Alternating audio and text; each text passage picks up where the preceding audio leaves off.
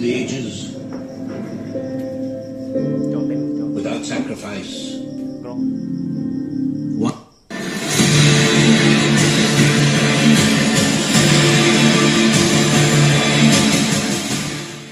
สวัสดีครับสำหรับคลิปนี้นะครับผมจะมาแนะนำแอมจิ๋วบลูทูธนะครับ 2.1 แยกสับอิสระนะครับซึ่งแอมตัวนี้นะครับราคาอยู่ที่169 บาทบอกเลยคุ้มสุดเลยนะครับแอมตัวนี้นะครับสามารถใช้ได้ทั้งไฟแบตเตอรี่แล้วก็ไฟบ้านนะครับแล้วก็ส่วนกำลังขับก็อยู่ที่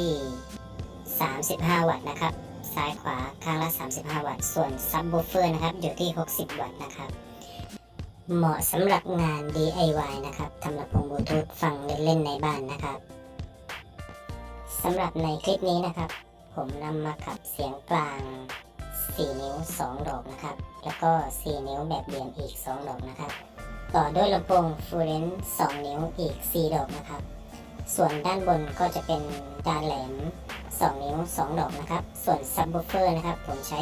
6.5 นะครับอีก2 ดอกบอกเลยนะครับว่าอย่างลั่นเลยนะครับไปดูขั้นตอนการทำกันได้เลยนะครับเหมือนเดิมนะครับถ้าเพื่อนๆคนไหนสนใจสินค้าครับเดี๋ยวผมจะแปะลิงก์ไว้ด้านล่างนะครับ